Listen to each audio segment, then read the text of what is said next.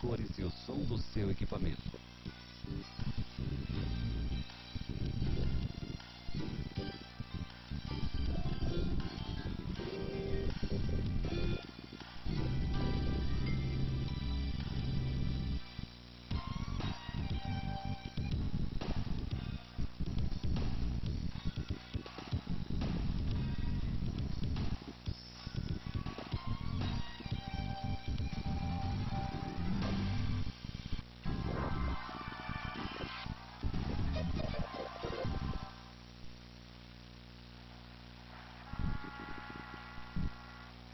Tudo começou aqui na Irlanda, no estaleiro Harland Wolff em Belfast.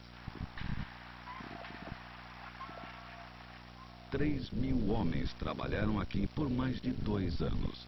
Eles estavam construindo um monstro, o maior navio que o mundo já tinha visto. Na primavera de 1909, uma montanha de aço começou a ser erguida contra o céu. O navio pesaria 66.000 toneladas. Seu casco teria o comprimento de 4 quarteirões. Cada um de seus colossais motores a vapor tinha o tamanho de uma casa de 3 andares.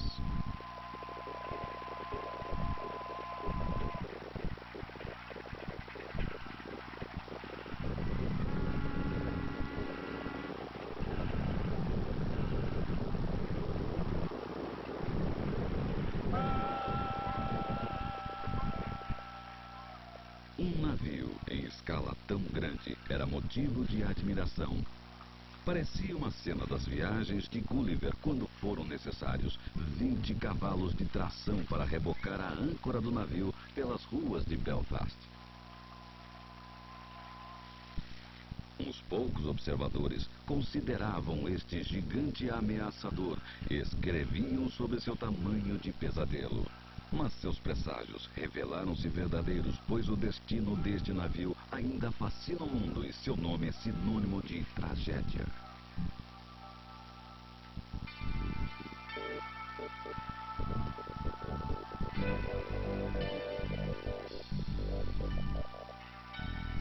Titanic. Produzido pela National Geographic Society.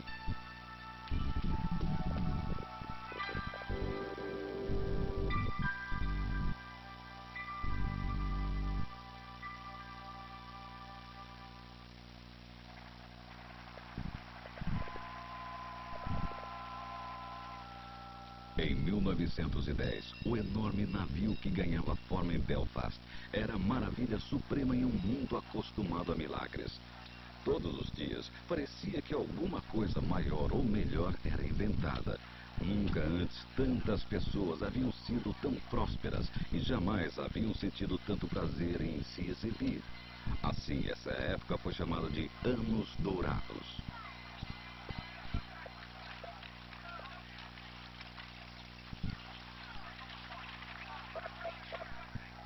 Era uma época em que os cavalos ainda eram o principal meio de transporte, mas as coisas estavam mudando rapidamente, graças às máquinas da nova era.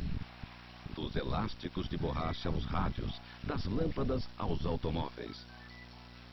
Progresso e prosperidade, dinheiro e máquinas. Parecia que quase tudo era possível e frequentemente era.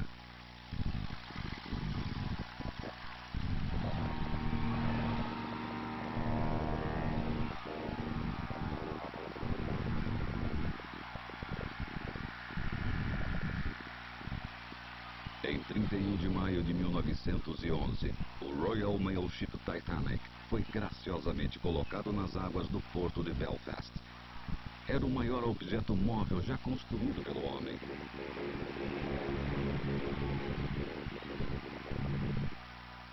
O Titanic havia sido projetado para a lucrativa linha de transporte de passageiros pelo Atlântico Norte. Não era apenas um maior navio de passageiros, era de longe o mais luxuoso. Uma vez a bordo do Titanic, era difícil lembrar que ele era de fato um navio. Promovendo os confortos que ele oferecia, a White Star Line chamou o Titanic de o Palácio Flutuante. Os construtores dessa maravilha estavam tão confiantes que sua viagem de teste durou apenas 8 horas. Quase como uma constatação, afirmaram que o Titanic era inafundável. Em 10 de abril de 1912, teve início a viagem inaugural do Titanic. Com seus criados, lacaios, motoristas e montanhas de bagagem, os ricos viajavam em um estilo quase desconhecido hoje em dia. Em uma época que venerava a riqueza, os 325 passageiros da primeira classe eram um grupo admirável. O Titanic era como uma cápsula do tempo recheada com os esplendores dos anos dourados.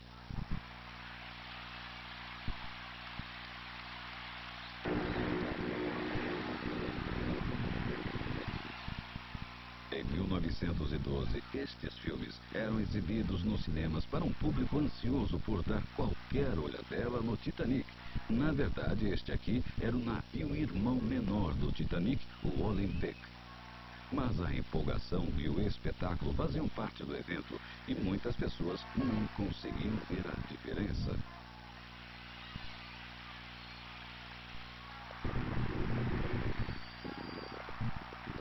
O Titanic zarpou de Southampton ao meio-dia. Esperava-se que ele chegasse a Nova York em apenas 7 dias, com 2.228 pessoas a bordo.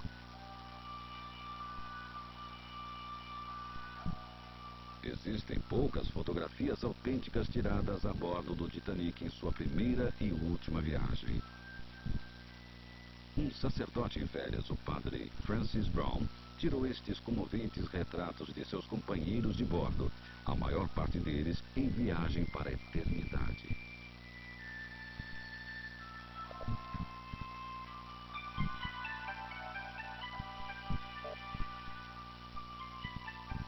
No dia seguinte, o Titanic fez sua última parada próximo à costa de Queenstown, na Irlanda. Aqui os escaleres trouxeram os últimos passageiros, na maioria imigrantes irlandeses, rumando para uma nova vida na América. E aqui o felizardo padre Brown desembarcou, tirando estas fotografias no caminho.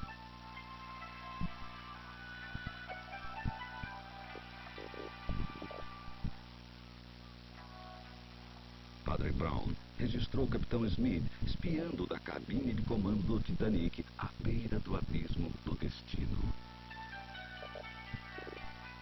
Assim, o Titanic navegou para o crepúsculo de uma lenda. Ele não seria fotografado novamente durante 73 anos, totalmente desaparecido, a não ser da memória humana.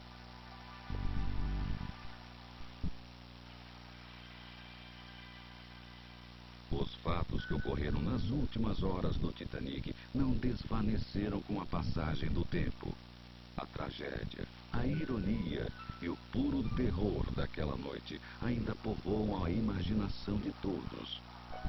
Um filme britânico feito em 1929 foi o primeiro dos muitos filmes a respeito do Titanic.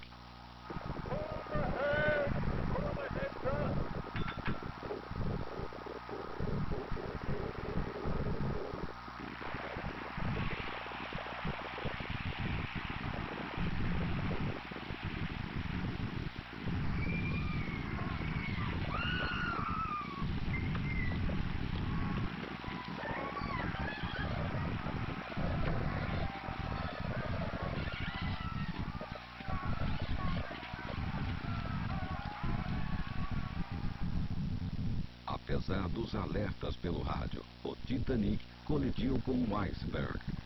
Ele possuía botes salva-vidas para apenas cerca de 1.200 pessoas e o número de sobreviventes não chegou a isso.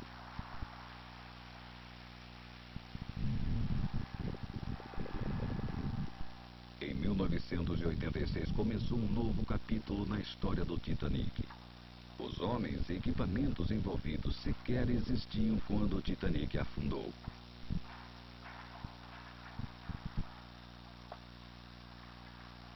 Do Instituto Oceanográfico Woods Hole vieram o submarino de pesquisa Alvin e o Dr. Robert Ballard, geógrafo e explorador submarino. Durante décadas, Ballard havia sonhado em ser o homem que exploraria os destroços do Titanic. Agora, se tudo correr bem, ele conseguirá isso em alguns dias.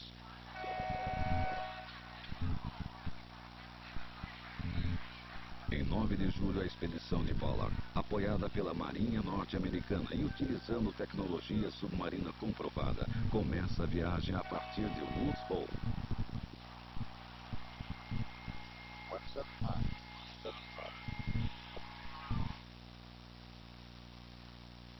O navio de pesquisa Atlantis II ruma para o local do naufrágio do Titanic a cerca de 1.600 quilômetros para o leste.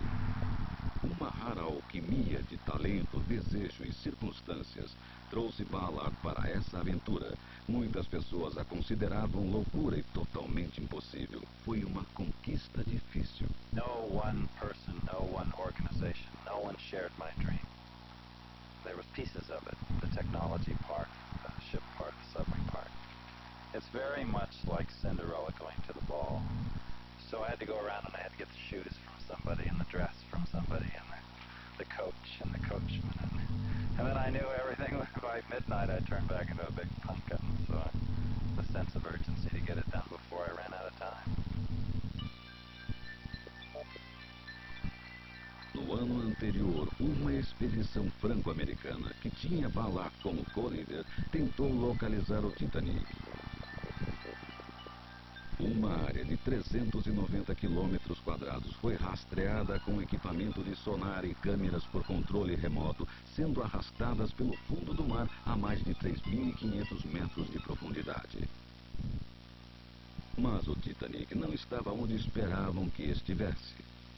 As imagens revelavam apenas uma monótona planície de sedimentos, às vezes perturbada por um peixe vagaroso ou uma garrafa vazia de cerveja. Os dias de buscas infrutíferas se arrastavam.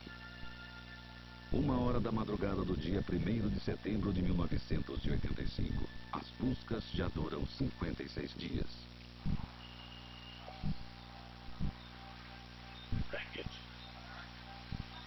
Bingo! Yeah!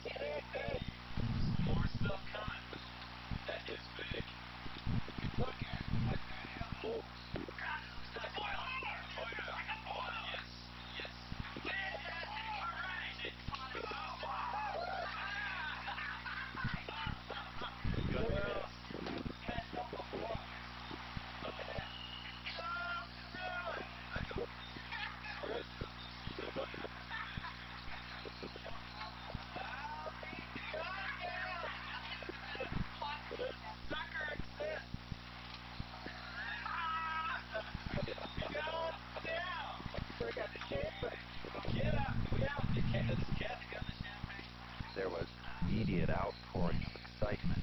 Bunch of kids, okay, yelling and screaming, jump them down. Very unprofessional. And then the whole force of actually being at the very spot where this tragedy takes place, and seeing the ship, it was everyone just crashed. Emotionally, everyone just went down a big trough. And we had a simple, quiet service on the Phantom. We felt better. And it was that time I realized that I was deeply affected by it. When we came back, I wouldn't talk about the Titanic for 4 months. I just wouldn't talk about it with anybody. I just went hid. Mas o laboratório de Ballard em Woods Hole logo retomou a emoção da descoberta. Revendo as imagens registradas pelas câmeras de controle remoto, Ballard ficou ansioso para olhar mais de perto. Ele estava confiante de que o submarino Alvin poderia alcançar os destroços e a Marinha Norte-Americana concordou em patrocinar uma expedição. Put this on one of the capstans. Oh, it is? On the top, yeah. Huh. Should be visible. Okay, we'll have to go and take a look. Uma câmera minúscula funciona como o único olho para Jason Jr., um robô submarino desenvolvido para a Marinha no laboratório de Ballard. Jason é ideal para a exploração de destroços, registrando imagens de lugares muito perigosos e estreitos para um submarino tripulado.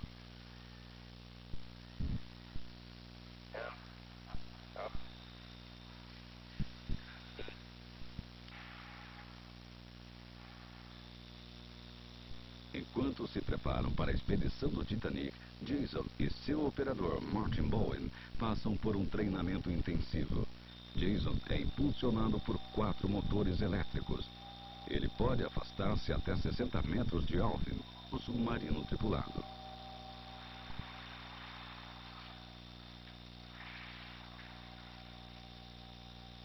Jason é como se fosse um cachorro em uma coleira comprida, movimentando-se ao comando de seu dono.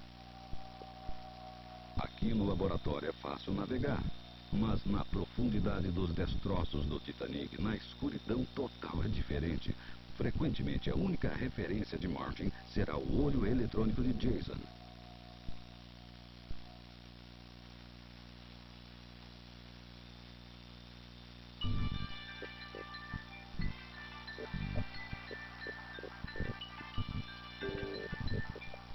Agora, cerca de 11 meses depois de descobrir o local do naufrágio do Titanic, Ballard está novamente a bordo do Atlantis II. Está claro agora que ninguém sabia a localização exata do Titanic quando ele afundou. Essa confusão original explica por que foi tão difícil localizar os destroços. Não há pontos de referência. A costa de Nova Escócia fica a cerca de 580 quilômetros de distância. O mar não acolhe sepulturas ou monumentos. Apenas o conhecimento do que está a 4 quilômetros de profundidade fornece uma identidade a este lugar. When you're out at sea, it's just a big, monstrous thing and has no dimensions, and tend to wander around in the ocean and not feel that you're anywhere at any one time. And then when you find the Titanic, it rivets you to that one spot, you know exactly where you are. You know exactly what took place right where you are. And that's everything. You want to see lifeboats are people in the water that you can take out of the water because they drowned right around you. Yeah, you hear them. You feel it. Very much so.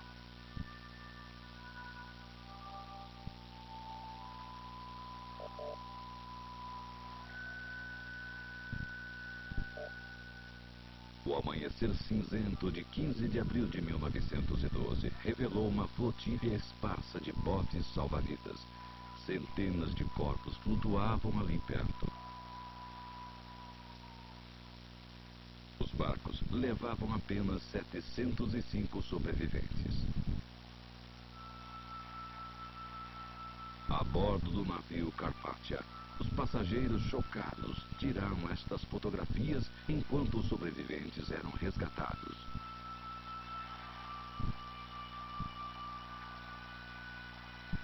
Lotado com o dobro de passageiros, o Carpathia zarpou para Nova York. Tudo estava silencioso, calmo e organizado. Era cedo demais para explicar e tarde demais para chorar. Tragicamente, os boatos e a confusão mantinham vivas as esperanças de que outras pessoas haviam sido salvas por outro navio. Lentamente, enquanto os relatórios conflitantes e fragmentados das estações de rádio eram divulgados, o mundo começou a perceber o que havia acontecido naquela noite. Em Londres, multidões silenciosas reuniam-se nos escritórios da White Star Line. Aqui, Muitos dos passageiros do Titanic haviam comprado suas passagens, e aqui foi publicada a valiosa lista dos poucos sobreviventes.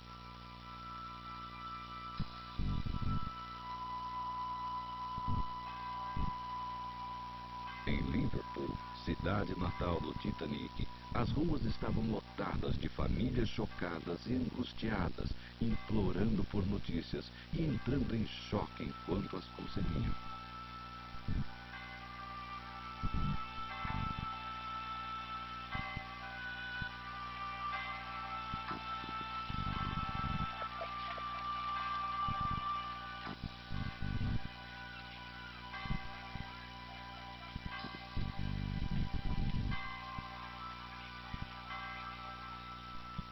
Em Nova York, circulavam boatos desvairados.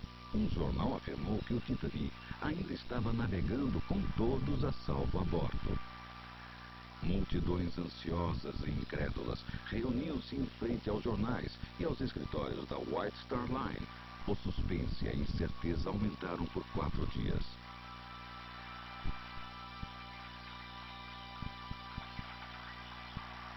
Finalmente, na tarde de 18 de abril, o Carpathia aportou.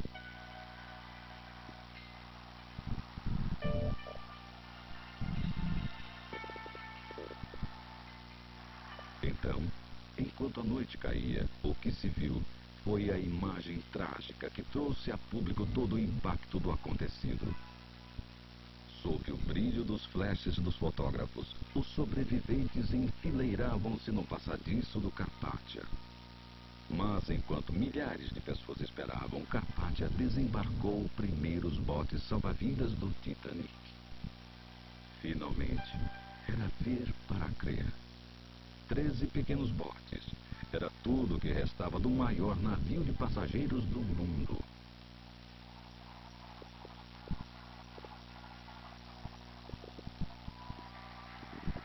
Nos dias seguintes, os sobreviventes haviam se dispersado. Para os cinegrafistas frustrados, restou apenas filmar um grupo de garotos jovens, atendentes do navio, que brincavam e riam enquanto o resto do mundo lamentava.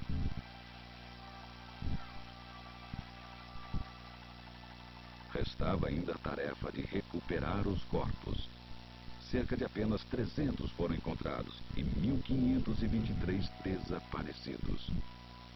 Por medo e superstição, muitos navios evitaram navegar por essas águas durante anos depois da tragédia. Trazidas para Halifax, algumas vítimas foram identificadas e enviadas para seu país. Para outras, a viagem inaugural do Titanic terminou aqui no Canadá, a apenas alguns quilômetros das águas geladas do Atlântico Norte. Até hoje, estas sepulturas ainda são mantidas às custas da empresa de navegação que substituiu os donos do Titanic.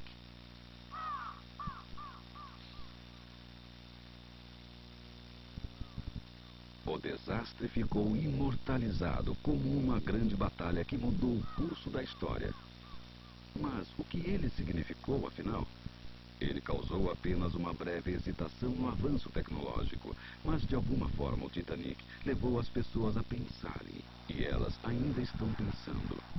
A cada 5 anos, um grupo cada vez menor de sobreviventes do Titanic é convidado para participar da Convenção da Sociedade Histórica do Titanic.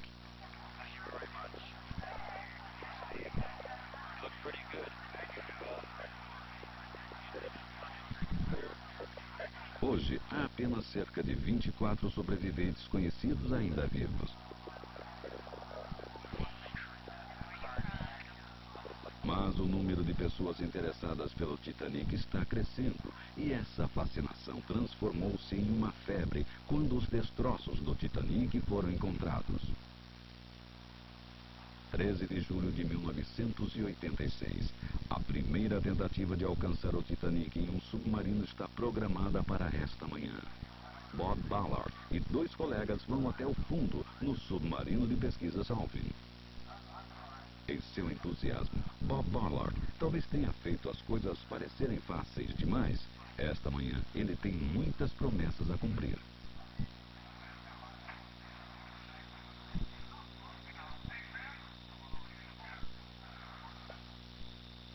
O compartimento da tripulação do Alvin é uma esfera de titânio vedada com 2 metros de largura, abarrotada de equipamentos e 3 pessoas desconfortáveis. Alvin tem um design testado e aprovado. Ele já mapeou montanhas submarinas, localizou uma bomba H perdida e agora está flutuando sobre o naufrágio mais famoso da época moderna.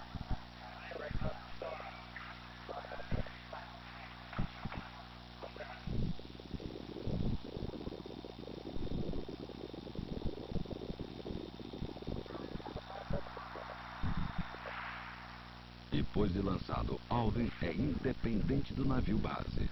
A tripulação pode se comunicar com a superfície, mas a essa profundidade estão tão distantes de ajuda que é quase como se estivessem na Lua.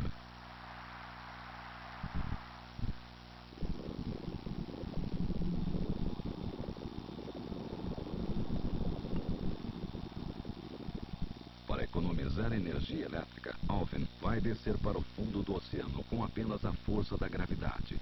A lenta descida vai levar 2 horas e meia, um período de tédio e muito suspense.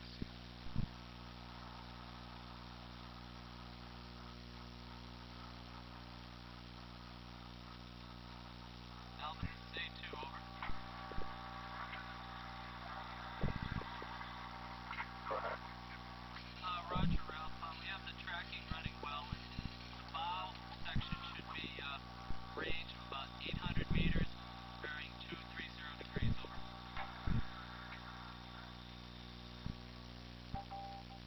Bala informa que as baterias de Alvin estão vazando e o seu sistema de sonar falhou. Ele depende das orientações imprecisas da superfície e não poderá ficar lá embaixo por muito tempo.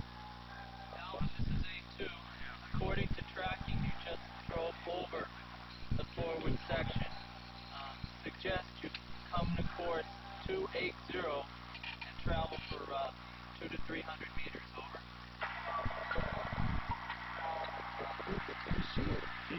Can't believe they cannot see it. They can only see 20 or 30 feet. Even more. Atlantis 2, this is the Alvin. We are at the Titanic, over. Roger, Alvin. We understand you found the Titanic, over. Very cool. Roger, we're sitting at the base. Appears to be near the tear in the stern of this section. We're deciding what to do next. We're running low on power. Tão logo o Titanic foi encontrado, o mergulho precisou ser interrompido. São necessárias mais 2 horas e meia para Ballard retornar à superfície. A bad problem for the submarine, so we had to abort the dive and immediately head up. So I saw it for 10 seconds. That was it. So we'll have to go back. Do it tomorrow. What happens next? Well, they're going to be up all night. They got a sick puppy. They got to fix it. And it's going to take them all night. O Alvin é rapidamente consertado, mas o clima na manhã seguinte é incerto. Todos haviam se lembrado de que problemas técnicos, mau tempo ou uma combinação de ambos poderia pôr um fim à expedição.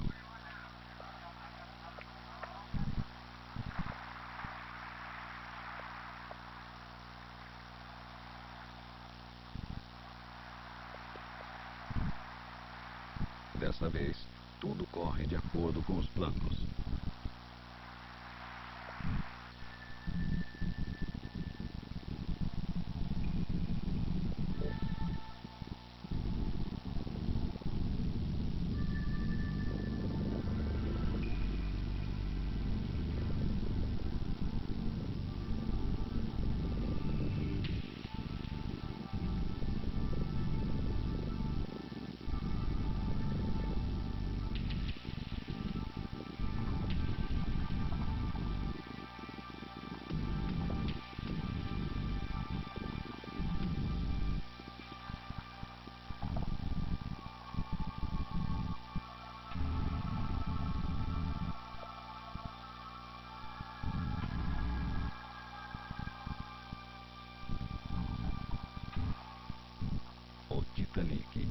está mais perdido. Não é mais uma lenda.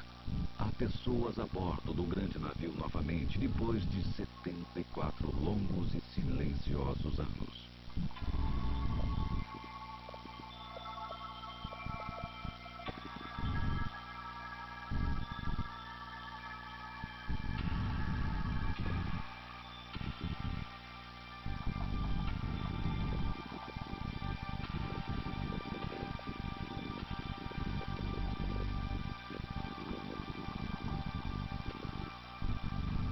Agora, como astronautas recém-chegados a um planeta distante, a tripulação do Alvin está descobrindo uma coisa nova a cada segundo. Uma decepção. Os decks do Titanic, que eles esperavam encontrar intactos, haviam sido devorados por organismos que alimentam-se de madeira. O que parecia ser tábuas de madeira era apenas a calafetagem.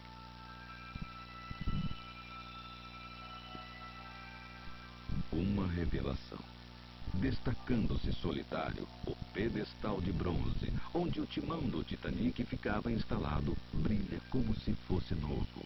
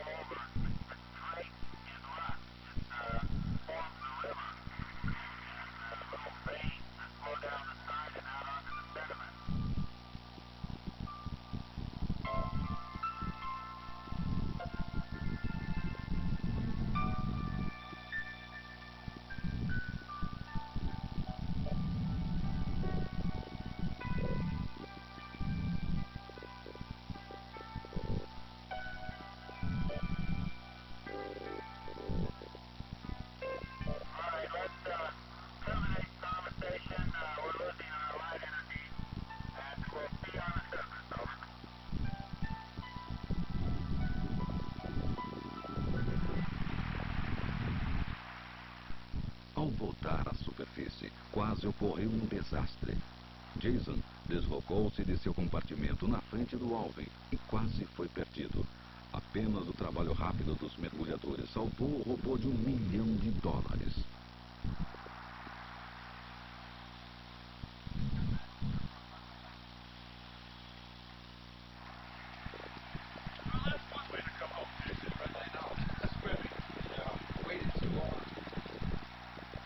Os reparos vão continuar por toda a noite enquanto Ballard faz um relatório do que viu e se prepara para o mergulho de amanhã. Came in on the debris field, right? Through here. O Titanic é um lugar assustador para ser explorado. Por toda parte há fios, canos e tubos capazes de prender Alvin. The mud line towards the ship should be fairly safe. Mas o robô Jason pode aproximar-se de tais perigos e aventurar-se dentro dos destroços sem arriscar vidas humanas. A tripulação do Alvin é cética em relação a robôs em geral, e a Jason em particular. Mas Ballard ignora os problemas de hoje e planeja enviar Jason para o interior do Titanic no próximo mergulho. Steady. The funnels are all gone. We've never even seen one in the debris field. The idea is to bring Alvin down in a vertical sense and land at certain places. Naturally, we'd like to enter the bridge, and we'd like to go down the staircase, and there's a nice landing pad right here. And that staircase goes down many, many flights. So it'd be a question of how deep you wanted to go in, but certainly at least 2 to 3 decks in.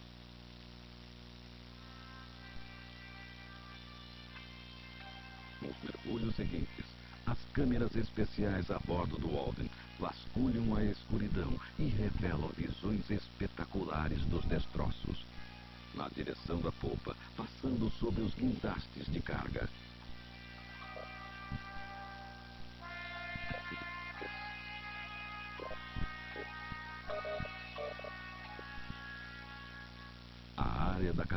comando, onde o pedestal do timão destaca-se solitário.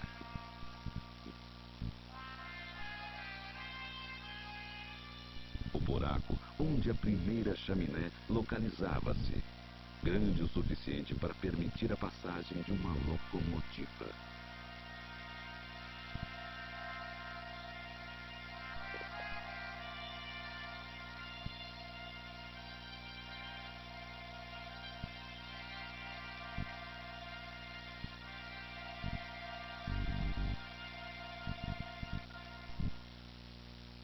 Agora, no terceiro mergulho, Alvin faz uma parada na enorme escadaria do Titanic.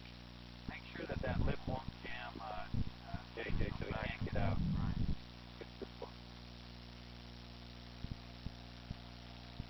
O Jason é lançado com Martin Bowen no controle. Go forward. Feathering out. Feathering out. I'll be taking shots periodically. Further out. Yep, that lip is right in front of me. Yeah. Okay. You can just head out over the edge.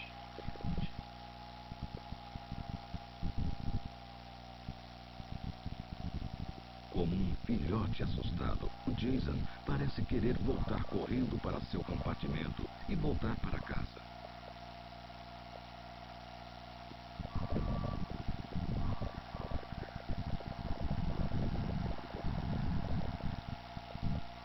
Recuperando o controle e a confiança, Bowen manda Jason até a grande escadaria.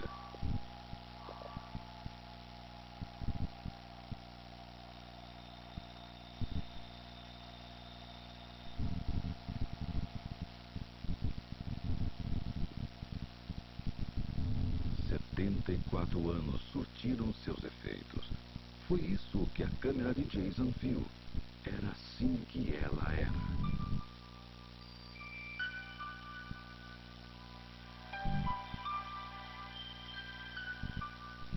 Aparentemente não há nada reconhecível aqui. De repente os pilares delineiam um salão.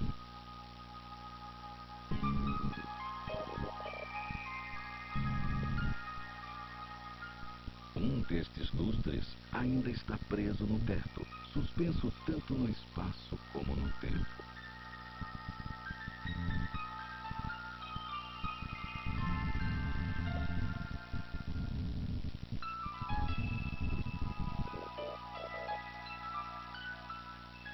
O relógio decorado desapareceu, deixando apenas seu contorno na parede.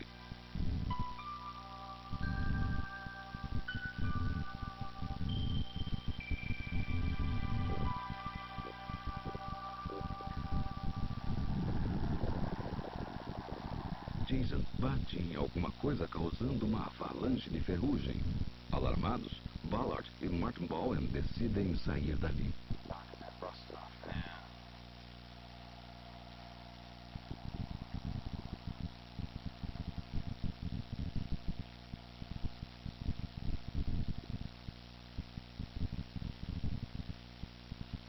Agora, a 4.000 metros de profundidade, Jason cumprimenta seu criador. Para o homem e a máquina é um momento sinistro de vitória.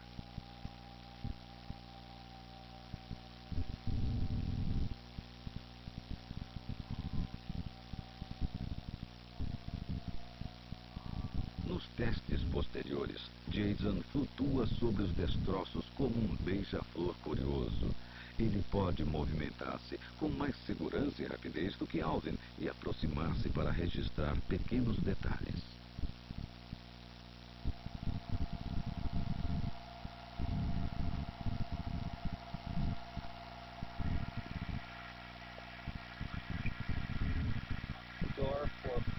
This door for bridge. This door for use of crew only.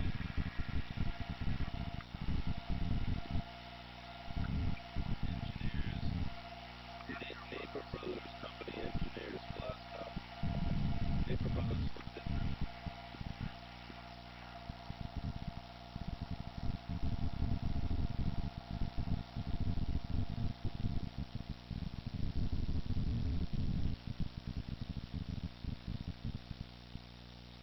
Algumas partes do navio parecem quase novas. A pintura ainda resiste nos caixilhos destas janelas. As maçanetas e dobradiças ainda funcionam. E as imensas âncoras de aço do Titanic ainda estão penduradas na proa.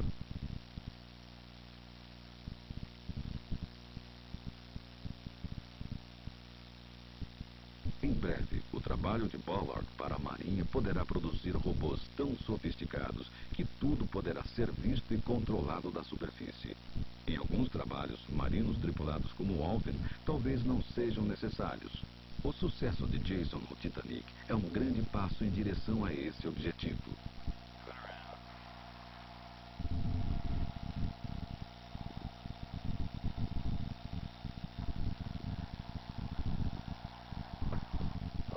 There we go. Okay, if you want to drop weights, I'm happy.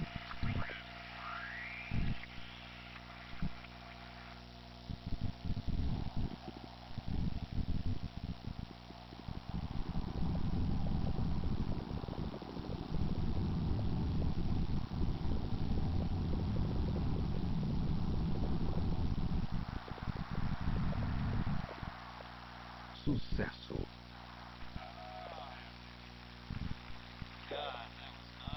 Em um mergulho espetacular, Robert Ballard e Mort Bowen conseguiram alcançar todos os seus principais objetivos.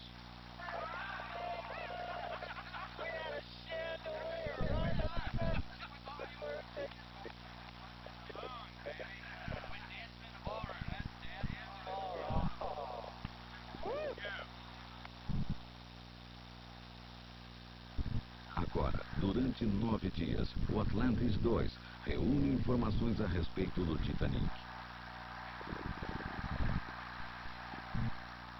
Enviado às profundezas todas as noites, um equipamento não tripulado tira cerca de 57.000 fotografias do local do naufrágio.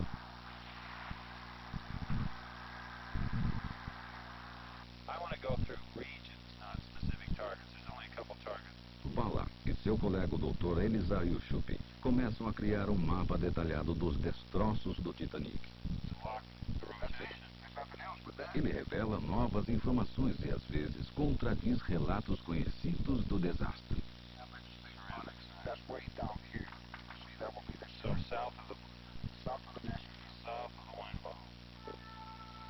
O mais espantoso, os destroços dividem-se em duas grandes seções a 550 metros de distância. Esse fato confirma o que dizem algumas testemunhas, que o navio partiu-se em dois durante o naufrágio. Entre as duas seções do navio há um enorme campo de destroços e, espalhados por todo lugar, encontram-se vários objetos de uso comum.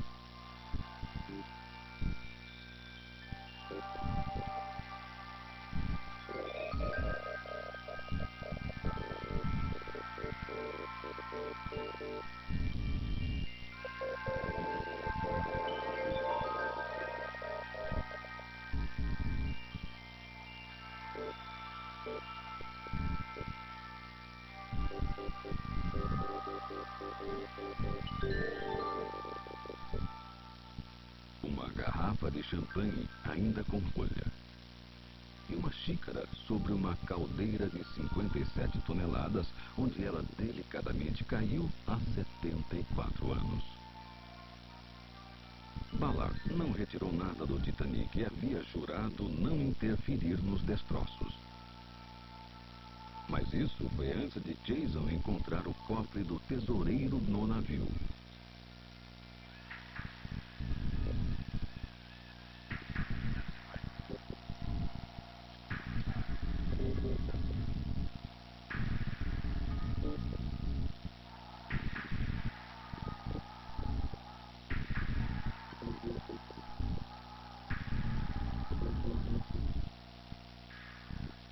A maçaneta gira, mas a porta não abre. De qualquer modo, os especialistas dizem que ele foi esfaziado pela tripulação antes de o Titanic afundar. Conforme os destroços são explorados, a história do Titanic é revivida e, em alguns casos, revista para adaptar-se às novas evidências. Dom 10h40 da noite de 14 de abril de 1912, do ninho da pega, um iceberg é visto bem à frente pelo vigilante Frederick Fleet. Fleet imediatamente toca o sino de alarme e chama a cabine de comando, onde o primeiro oficial, William Murdoch, ordena ao timoneiro virar para este bordo e para a sala das máquinas, toda a força à frente. O Titanic atravessa o gelo, possivelmente causando apenas alguns amassados em lâminas do casco, mas é o suficiente para o capitão Edward Smith saber que o navio está condenado. O capitão Smith vai pessoalmente da cabine de comando até a sala de rádio, de onde pouco após a meia-noite o primeiro sinal de emergência é enviado. Os rádios ainda estavam na infância e o sinal recentemente criado, SOS, era uma novidade para o operador Jack Phillips. É dada a ordem para mulheres e crianças embarcarem nos botes salva-vidas. Perto dos botes, alguns passageiros da primeira classe reúnem-se aqui no ginásio. Um deles era o multimilionário John Jacob Astor, viajando em lua de mel com sua jovem segunda esposa Madeline. A esposa de Astor embarca em um bote aqui a bordo do Titanic, mas um oficial impede Astor. Então, ele humildemente decidiu ficar para trás e morrer. Poucas pessoas percebem que, devido às leis inadequadas, só havia botes salva-vidas suficientes para metade das pessoas a bordo. Sinalizadores de emergência são lançados da seção a este bordo da cabine de comando.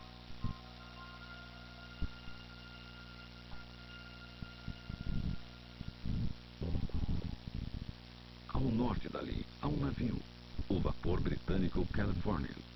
Seu capitão Stanley Lord é avisado sobre os sinalizadores do Titanic, mas ele não faz nada e volta a dormir e passa o resto de sua vida tentando se explicar. Muitos botes salva-vidas ainda estão sendo baixados quase vazios. Poucas pessoas percebem que o Titanic está realmente afundando.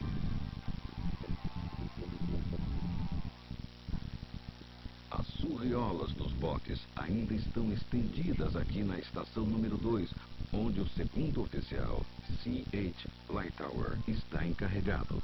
Lightower ordena a meia dúzia de tripulantes que abram as portas e ajudem a encher os botes a partir dos 2 andares mais baixos. Os homens jamais foram vistos de novo, mas uma das portas continua aberta. Aqui, onde está uma surriola encarquilhada que prendia o bote número 8, estava um distinto casal de idade, Sr. e Sra. Isadora Strauss. Ofereceram a ele um lugar nos botes, mas ele recusou. Então o Sr. Strauss recusou-se a deixá-lo para trás, e assim os dois pereceram juntos. Em uma cabine de primeira classe havia uma mulher muito rica viajando sozinha. Ela era uma pessoa simples e durona e não aceitava ajuda. Ela embarcou em um bote. Rapidamente assumiu o comando e ficou conhecida dali para frente como a inafundável Molly Brown. E agora, finalmente, 1.500 pessoas começam a perceber que em breve vão morrer. Mas no andar principal, perto do começo da grande escadaria, a banda continuava tocando. Mais tarde, não se chegou a um acordo sobre que músicas eles estavam tocando. Todos os músicos morreram afogados. Mas a banda do Titanic e seu líder, Wallace Hartley, tornaram-se heróis imortais dessa tragédia no mar.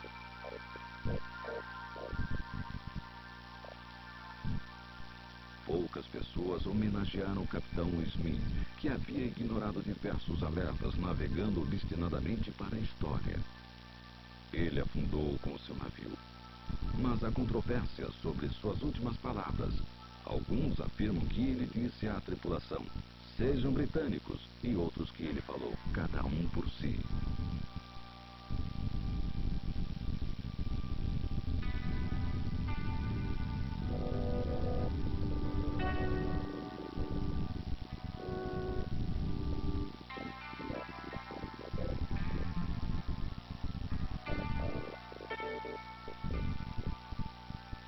Quando a expedição do Titanic terminou, Bob Ballard deixou para trás uma placa homenageando as pessoas que morreram aqui.